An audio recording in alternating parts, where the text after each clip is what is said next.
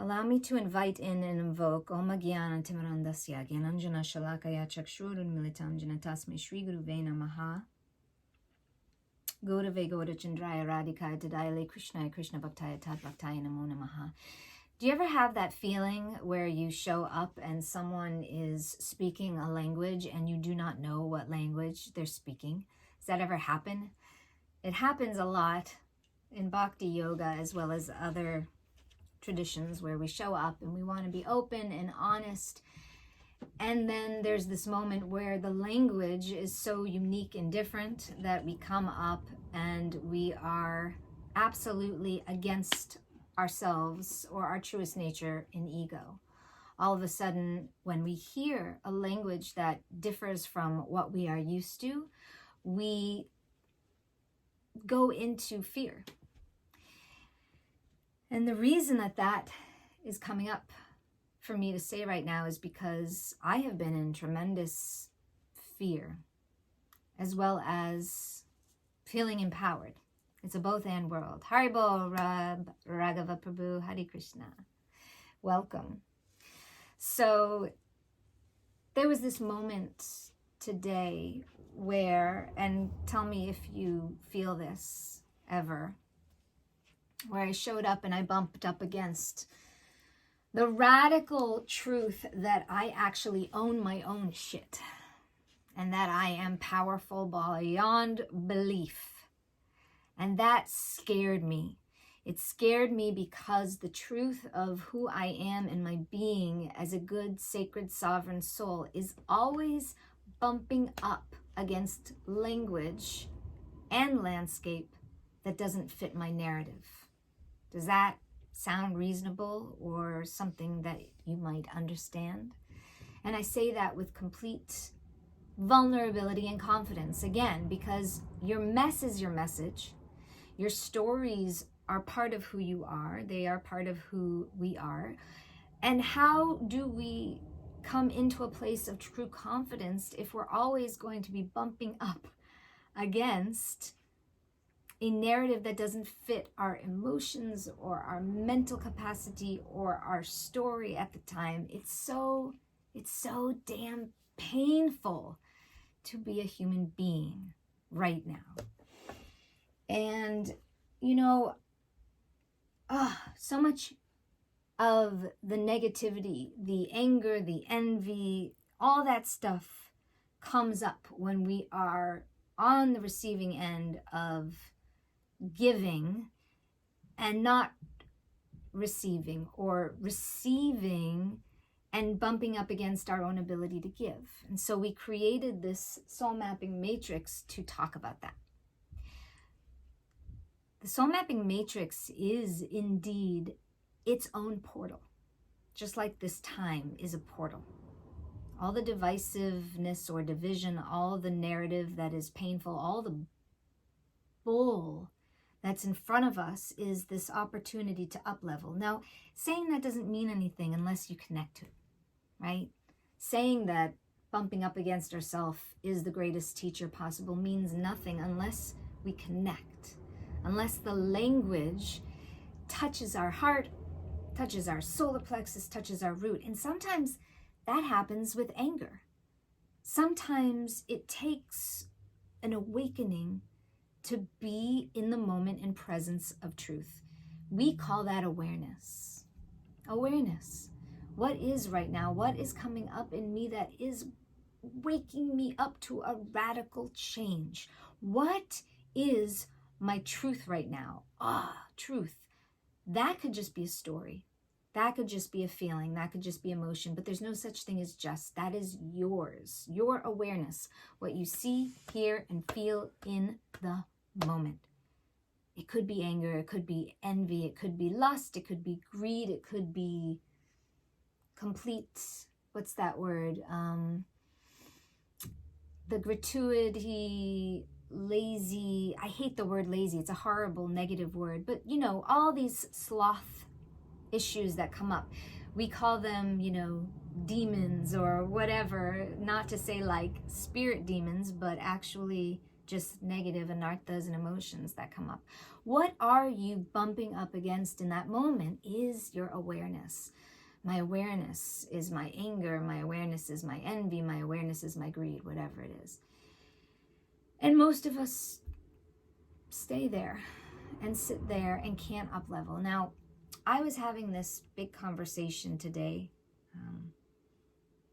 about power, about confidence, about radical vulnerability. And in that conversation, I would hear sounds, really loud sounds in my ear that said, "You're awake, you're alive," or "What you're saying is true."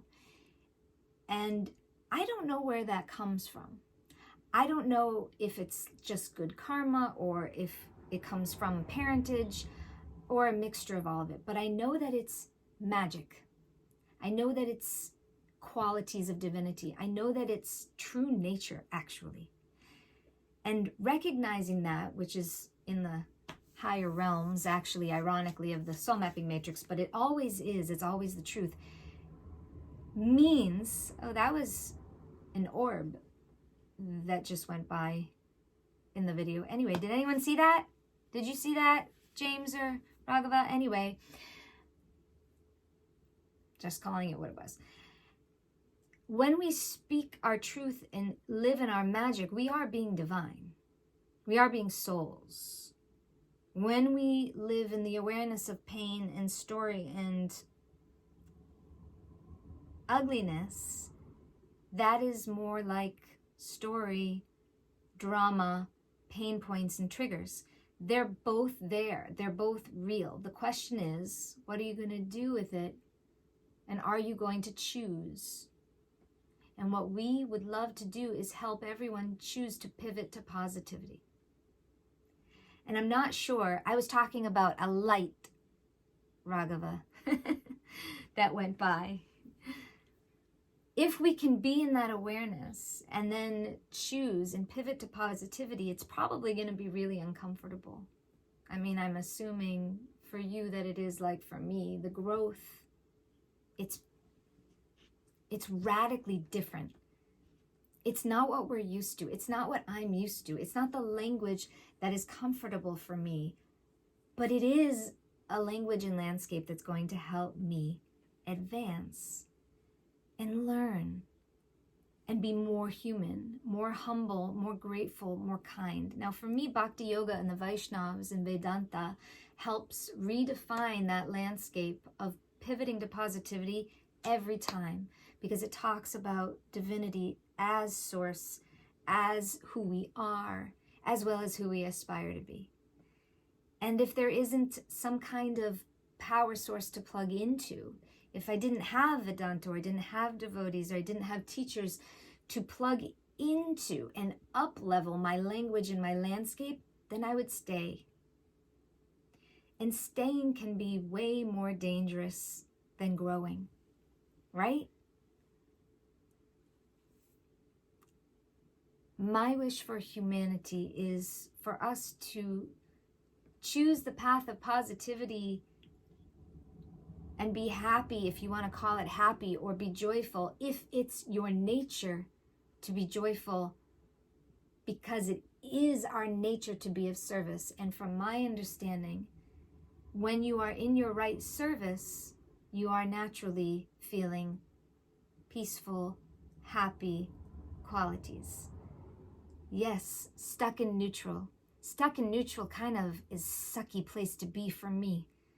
Stuck in not movement. It's pressure, right?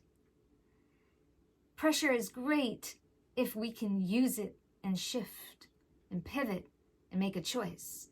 But it's really hard to just stay in it. So that's why the soul tonight, and I call it my secret sauce, but it's really not mine. The secret sauce of pivoting to positivity is awareness. And awareness is the first phase of the matrix. It's the first place we have to go. And Kalanidhi and I call it radical vulnerability. Because at this point in the world, and I'd love to hear you guys and your thoughts, what the heck are we doing if we're not pivoting to something greater than where we've been. Like, are we going to stay like this? Are we going to stay stuck, or are we going to move? And what is it about those who are moving the gear shift and opting into optimism, as Raghava says? He has such good lines. You're so good. Pivot to positivity, exactly. That's what we say. What if we're going to stay what out of that can come versus moving forward? And it's not going to be comfortable. It's not going to be the same as what it has been. It's going to be better. It's going to be more. It's going to be expansive. It is the nature of life to experience polarity on both ends. And that means positive, negative, feminine, masculine, light, dark, both. The soul mapping matrix talks about both sides, of both and worlds. So does Vedanta. And it talks about both as real, but usually we want to lean towards one or another. And this great up level is about expanding our ability to hold. The capacity to recognize both is awareness. The shift next is to pivoting into our core desires, which means we're going to be happier and more empowered and stronger. And then we choose. And we choose every day to wake up. Haribol, Britt, Banuji, Haribol. We choose, right? If we're going to stay and we're not going to make a choice to up level, then we're going to stay where we are. And if anything that this lockdown showed us is that being locked down and forced to stay, whether it be a good reason or not, is difficult because we're stuck. And the movement that had to happen for so many of us was a spiritual up level. Holy shizzle, holy God, kadosh, kadosh, kadosh, as the Jews say. We had to up level and we're doing it. Now, where's the guide? Where's the map? You know, genius kind of shows up and represents itself. It writes a book, it makes a course, it offers, it gives, it gives. The Vaishnavas, they show up and they give. They do it every day through sadhana. So, in the soul mapping matrix, we call that medicine tools. It's the fourth phase of the second realm. It's the realm of healing. Have we forgotten? Yes, I have. In this moment, I've forgotten who I am. I forget that I'm a soul. I forget that I'm eternal. I am totally material, and I think my success is wrapped up in what I can get. That is the lie, right? That is the matrix. I forgot. So we have to remember. We just have to remember. We have to pivot and remember. But what if we didn't have the benefit of growing up with that? Or what if we didn't, travel? Or what if we weren't able to read a ton of books? How are we going to know that? Well, first of all, we have a team. We have a team inside of us. We are connected through an eternal. You know how in Avatar, they're all connecting to divinity, God, source through the tree. And at one point they all come together and they start doing this chant together and they're like saying the name of the tree. And there's so many different names of divinity. That is us. That is the collective right now. We're being knocked around and it seems like we're totally a mess and off cue, and we are because we're up leveling, but we are each other's team. We are each other's team, and there are saints and there are glorified souls that have come to earth over and over and over again to give us the same teachings. And now it's like the storehouse is open, and because Mahaprabhu came, or Jesus came, or all these saints have come and told us, and because it is written, because it is passed on, we are the carriers of that. You are the carrier of that. You are the carrier of the light and of the wisdom and of the truth, but only if we speak it. Only if we show up and say it.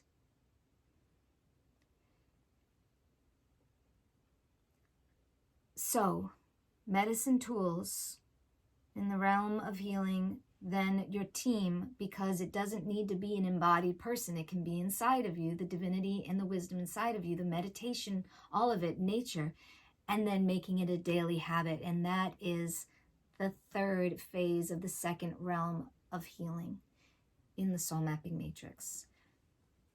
Above that, around that, and always glorified through that, is our radiant abundance and positivity. And not just positivity, because there's negativity and there's polarity, but their magic, our magic, and your devotion and magic. When you add devotion into everything you do, it changes everything, doesn't it? I mean, we all know this. It doesn't matter where we come from. We know that just adding source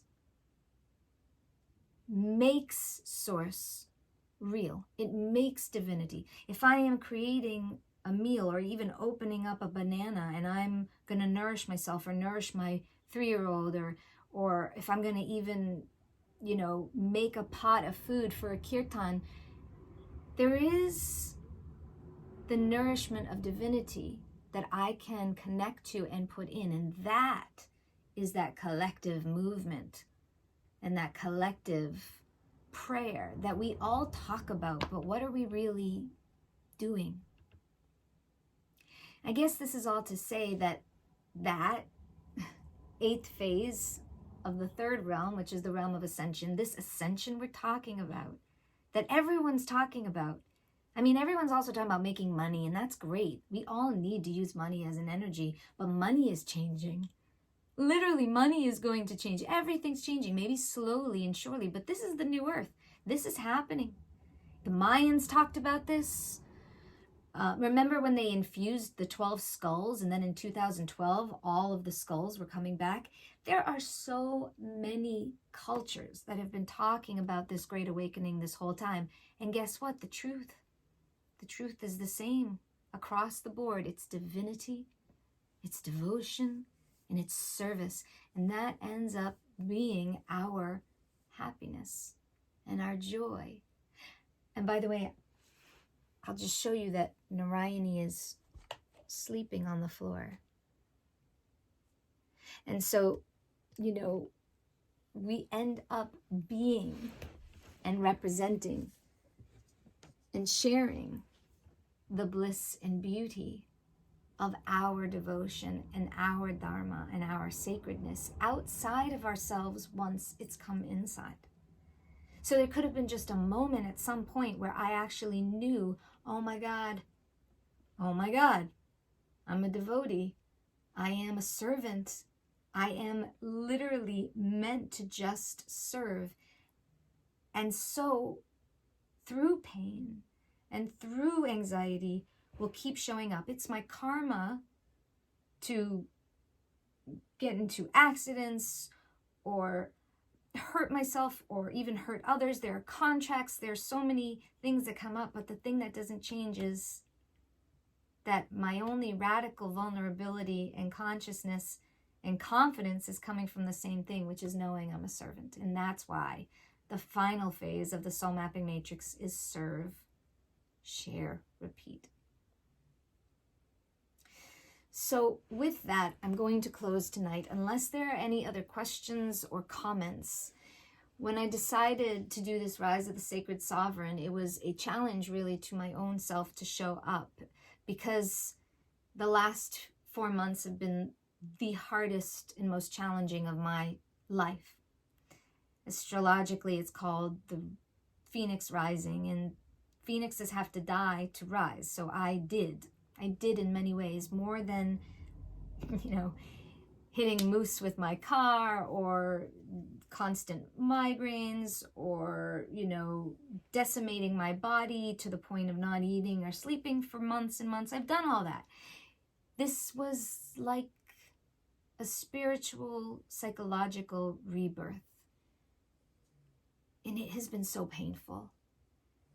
And the reason we come to Earth, perhaps, at least for me, is to be an individual representing the collective. So the soul mapping matrix is simply the newest incarnation of those eternal wisdom nuggets that have been passed through and on to me, to you. There are so many way showers right now, and there are so many people offering so much beauty, joy, and wisdom. And tonight on day 9, I'm showing up to simply say, this radical vulnerability is not for the faint of heart. It's not about being perfect, and it's not about only having good qualities. It's about awareness in the moment of what is in my pain or my trigger. It's about shifting, doing the hard work of remembering who I am, the best that was ever instilled in me, that I'm a soul, whatever I've learned, and then choosing in that moment to act and show up like I am and what Kala and I have been doing. And then I have to go back, because tomorrow morning I'm going to wake up and go into my medicine tools, and I'm going to practice yoga. I'm going to cleanse my chakras. I'm going to do all the incense and all the crystals. I am going to be in nature. I am going to breathe and do pranayama. I'm going to study some Dharma and some Veda. I'm going to open up the Bhagavad Gita. I'm going to open up all the channels of my meditation and practice. And then I'm going to call a friend, or I'm going to connect psychically with my soul mapping clients. I'm going to be with my team. And I'm going to make that a daily habit. I'm going to do it for 21 days. And then I've moved through that realm of healing. And then I can be in my magic. And that's really what it's about. Confidence comes from knowing who I am, and I'm magic. And so are you. I'm always magic. You're always magic. This timeline is going to end. This whole veil of sickness and illusion, even if it ended with the end of the body, it's going to end. Death will come. Always. What if the death is just psychological right now? What if it's our old programs and beliefs that are keeping us miserable? What if it's the lies that have to go? You're still magic. You're still devotional. You're still a soul. You're still going to come back. So let's choose. Let's choose right now to be happy. Choose right now to upgrade and radiate that. That's the secret sauce. That's the confidence. It's radical vulnerability and choosing to know who you are, and then serve, share, and repeat.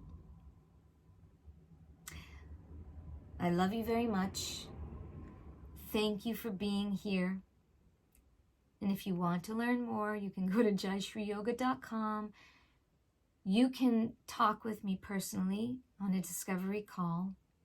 Thank you for letting me and Kala be so messy during these last videos. It's been the messiest, most amazing time of our life. And we look forward to seeing you on the Soul Mapping Matrix. Lots of love. Please smash that like button and share this video. The likes and the shares get it seen. And whoever needs to hear this, needs to hear this. Love you. See you soon.